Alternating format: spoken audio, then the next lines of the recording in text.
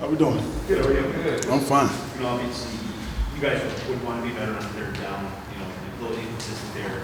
Yeah. Here. Just, is that this week in particular with how stout they are offensively and wanting to keep the ball away from Murray? Is that an emphasis with this week?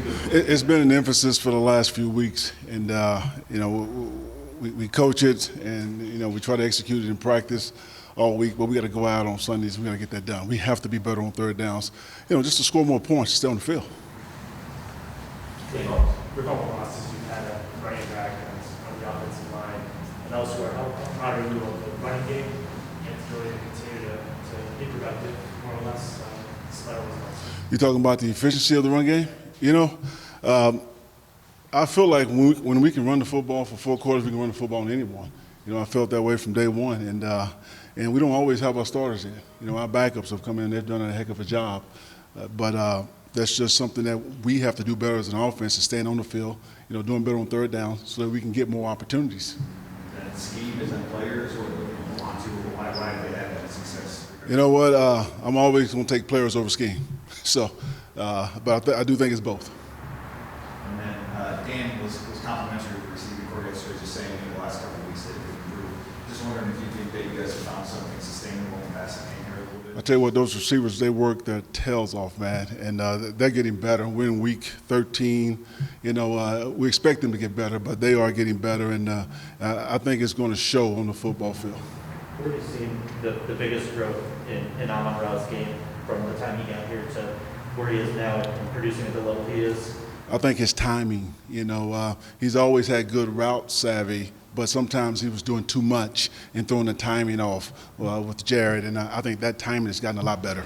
Did we see maybe an example of that wheel route, but the one on the outside, it seemed like they were looking for 2 different things that Jared overthrew him on that third down? You know what I'm talking about?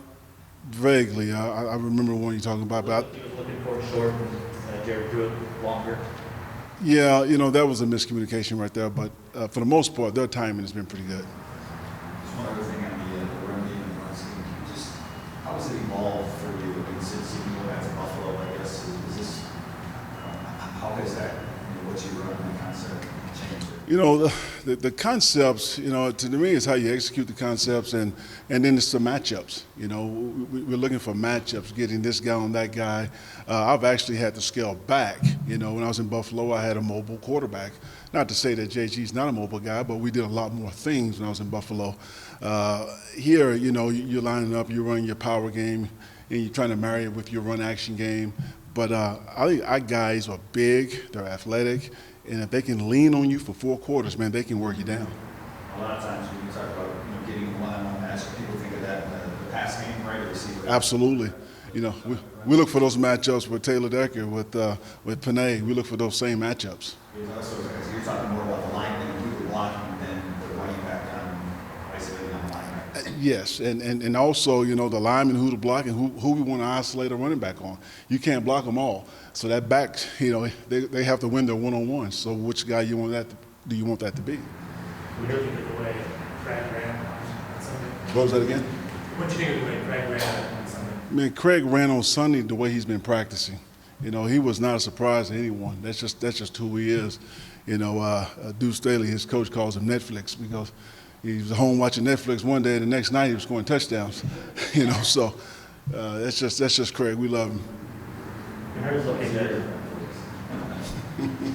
you're looking at college offensive linemen, do you need to be both a gap and a zone capable lineman coming into this league now? Can't be one or the other? You know, you like to be multiple, absolutely, but if a guy is just absolutely dominant in doing something, then I'd rather take that guy and change my scheme. You know? We mentioned, you know, the running game is still being pretty efficient. You're making strides in the passing game. What still needs to happen for that to all translate to points? Because, you know, you're still scoring between 10 and 20 points about every game. Well, like I said earlier, we do need to stay on the field more, you know, on third downs. That would help. More opportunities you have, the more chance you're going to have to score points.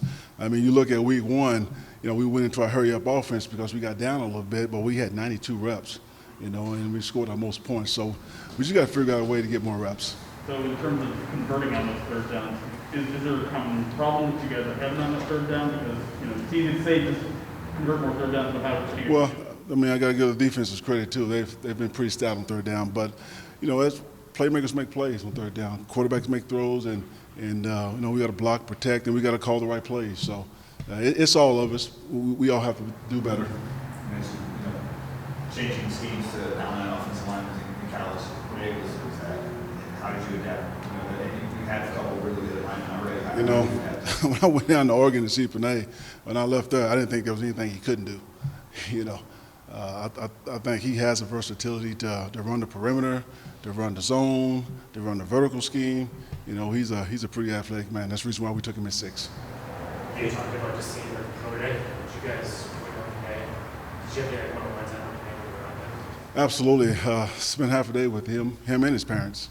We had a good visit in Oregon. I was wondering, Jared had, I think, 4, maybe 5 passes back down at the line of scrimmage. Not something we've seen a whole lot. Was that something Denver was doing, or is that an adjustment that maybe you have to look at? It happened a couple of times. You think, well, it was an accident, but then when it happens like 4 times, it's pretty much intentional.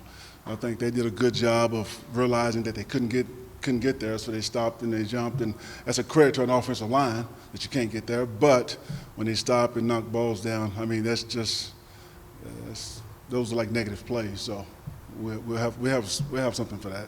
What's the comments about? You might have to set quicker.